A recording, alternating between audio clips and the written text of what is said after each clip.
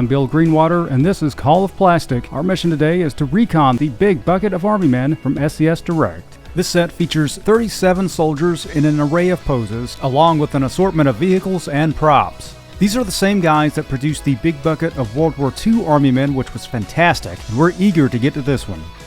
Let's recon.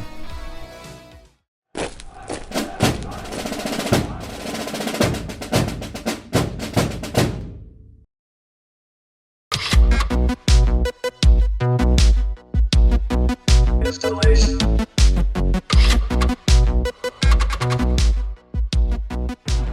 Let's play. Peering inside the bucket, we see a contrast of green and brown. The green being the Army men, the brown being items familiar to us such as sandbags and artillery, and some gray barbed wire on the other side. The artwork features the title of the bucket proudly displayed at the top behind a blue sky background, and in the foreground we have soldiers wearing modern equipment, both wearing the tried and true Pasket helmet, wielding carbines, and in my opinion that looks like an HK-416. The artwork around the bottom features jets, tanks, and helicopters. That looks like a Pershing tank to me, and the paint scheme on that Black Hawk reminds me of the Israeli forces.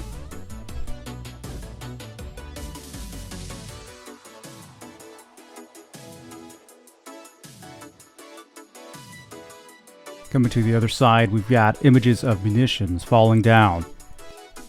And on the bottom we get a preview of the soldiers and some of the vehicles too.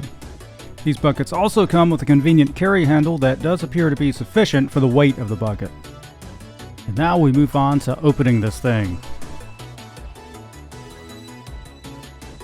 A simple blank side underneath the art.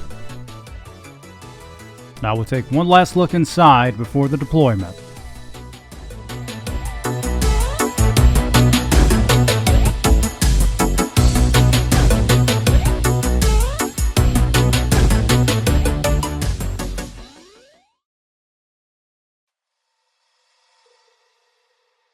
At the overview, we have a confirmed total of at least 65 pieces. I count 70 in total.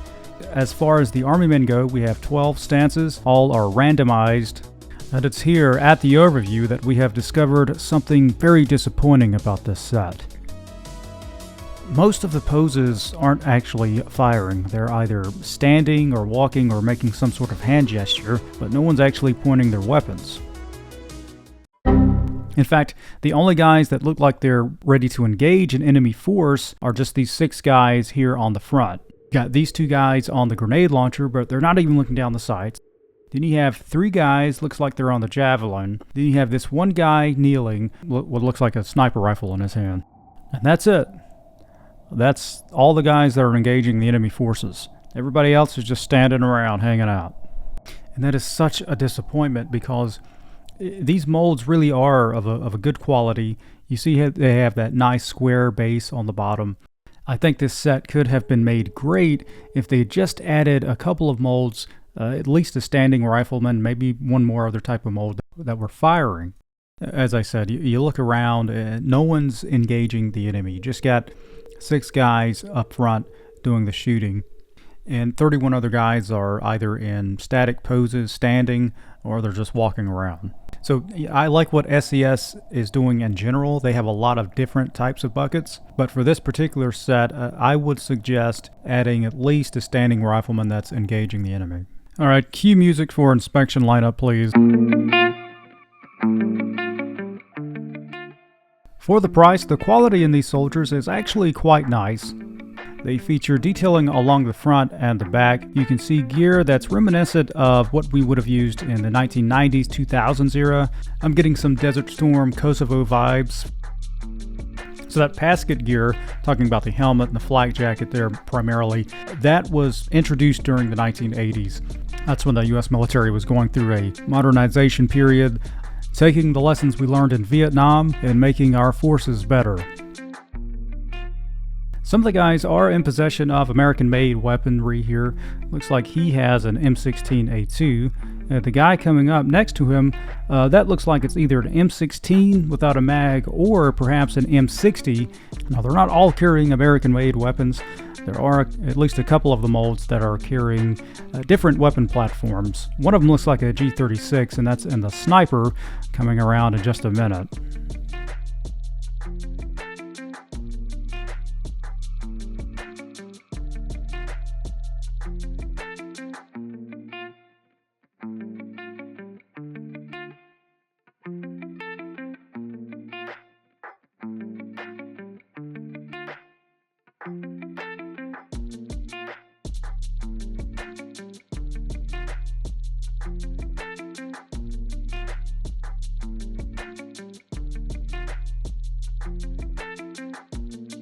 The one guy that's kneeling with the large optic on top of his gun, that reminds me of a German G36.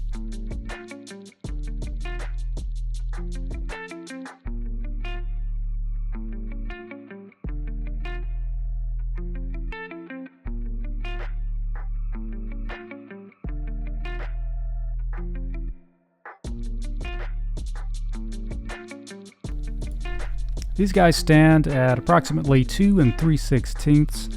They're a little bit shorter than the Timmies, and that's how they got the designation of 135 scale. Now we'll take a closer look at the sniper.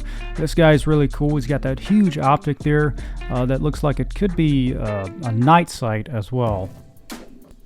Gear along the back and the front, so he's got all of his battle rattle on. Then we have this guy. I'm calling him a javelin guy here. He's looking down the sights. He's got a huge, big block javelin. Still detailing underneath, so that looks good.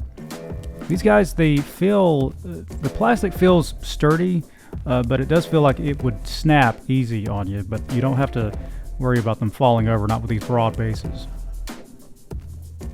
Then you got this guy. I'm going to call this actually a grenade launcher.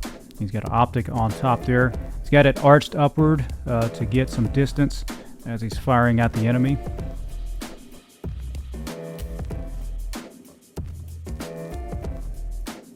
Then you have this guy. Now this guy looks really cool. He's got a weapon that I can't tell what it is exactly, but I do love the 2 grenades that's on the front. You can actually see the little detailing they put in those grenades. It's got pouches along the back. Then we have our radio operator, RTO guy. Got a radio on his back, on the radio and checking his watch, probably waiting on that delivery. This guy, like I said, I'm calling this M60. I think I can see the bipod there on the front.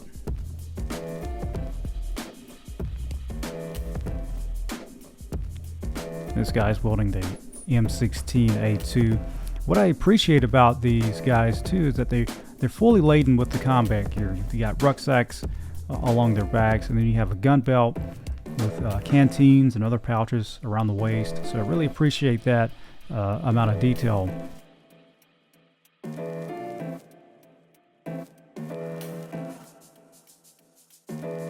Next up, we move on to the vehicles. We do have these 3 larger vehicles that are in this olive color. I'm going to say that the APC and the Humvee are of a medium size. The Chinook obviously has been slimmed down just a little bit, but the Humvee here is of really good quality. They got good detailing along the sides. You see the doors, you can tell they're up armored. And then we'll take a look around the front here. We've got that grille. The hood has those vent ports on the top. Then you have this nice bright red turret on top. That can actually come out, so now you have a sleek view of the Humvee, and that'll pop right back in. Another thing I like about this too is the wheels are blacked out, look very militaristic. It's cool. The back has detailing, and then taking a look at the bottom, they even put detailing in the bottom, suspension system, and then you have more detailing and rivets going along the bottom here. It's a lot of detail going on there. They didn't miss out on that. It also rolls quite easily, and this thing has the hitch on the back, so you can be carrying around those artillery pieces. So the APC here looks like it's based off of the French VAB model. They've got a modified turret. That VAB comes in, there's so many different variants, but that's what it reminds me of the most. Comment below if you think it's something else. So So the turret has a nice clean design around it. Swivels quite nicely. A lot of detailing along the sides. You got some gas tanks up here. The wheels are blacked out. It's about a medium size compared to the soldiers, so they can in fact take a good amount of cover behind it.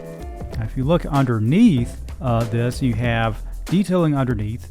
You still have the suspension system that's shown. And also it looks like the hull has that V shape, so that'll help out for the, God forbid, an IED detonating underneath it. It will roll, but the wheels are a little wobbly, so it doesn't roll as smoothly as the Humvee. Next, we take a look at the Chinook. We have these bright red rotors on top. This even features the 2 engines that are in the back. One thing I noticed about the rotors is they don't spin quite easily, or they really don't rotate at all. You got to really force them to rotate. But besides that, we take a look at this nice broad paneling. These lines are really deep. They have this nice definition to it. So, I can definitely appreciate the amount of detailing they put into this model. You see the nice round windows that are along the side. We'll take a look underneath. Not much going on underneath, but we do see the 4 wheels and it looks like a little port or where they could load and unload things. Then, as I mentioned before, the rotors are a little stiff, so they're really not going to spin too much for you. One brief detail about these is that the rotors are actually in 3 separate pieces. So you have 2 rotor pieces that will need to be attached. So that requires a little bit of finesse. It may require one of the older commanders helping out one of the young guys. Now we move on to these 4 fighter jets. I see what looks like an F-4 Phantom, an F-104. The other 2, I can't quite make out what those are. So first we'll take a look at what I'm confident is the F-104. You can see these distinguishing fuel tanks at the ends of the wings, that tail that rides up. Next we take a look at this guy. This is what I believe is the F-4 Phantom. Very simple design. These cockpits appear to have some type of a cage over top of them, but that's part of the design, I get it. So very simple underneath, not much going on there. Next we take a look at this one. Again, I can't quite make out what that is. I did a Google search, but I'm not confident enough to say what I think it is. So please comment below. Let me know what you think this model is. Again, keeping up with the other jet models. Very simple design. Got one single tail wing on the back, fin on the back there. And then this guy, it almost looks like a 102, but the nose looks almost like a Soviet MiG from back in the 50s or the 1960s there. There's 4 howitzers that come along with this set. They feature a nice woodsy color with black wheels. The gun can be pivoted up and down. This reminds me of the M1897, and it's on an M2 carriage. The quality of the plastic is in line with the rest of the set. Very high quality plastic, very durable. The wheels spin independently from each other. Next we move on to the props. This set comes with a total of 12 barbed wire fence pieces and 1, 2, 3, 4, 5, 6, 7, 8 sandbag pieces. Those sandbag pieces can be snapped together to create a 90-degree angle, or they can be placed side by side to create one long sandbag emplacement. We're going to start with the barbed wire piece here. It features a light gray finish. It is flexible, but it will maintain its original shape. Next, we move on to the woodsy color sandbags. So as I mentioned before, these sandbags, they can be placed either side by side like this for one long sandbag, or you can snap them together to create a nice sturdy 90-degree angle for cover. So the other thing about these sandbags is they do feature a decent amount of detailing. You can see it looks like they are filled with sand. You can even make out the stitching along the edge of the bags. Last but certainly not least, we take a look at the flag. This is a classic design. two-piece design with the flagpole coming down to a dirt base. That of course comes off. And lastly, the sticker is actually just on one side of the flag. We've just reconned the Big Bucket of Army Men from SCS Direct. Overall, this can be a fun set. I do wish they had a couple of more molds that were in a firing position, so I would definitely encourage you to check out some of their other sets. They have different eras as well as different genres too. Alright, young men, the lesson of today is constructive criticism. Let your criticism achieve something. Let your criticism make something or someone better. Point out what you don't like, but also offer an alternative on how to make something better. That is a communication tactic that will serve you well. I hope you found this review insightful and helpful, and if so, please like, comment, and subscribe. For Call of Plastic, I'm Bill Greenwater, and we'll see you soon.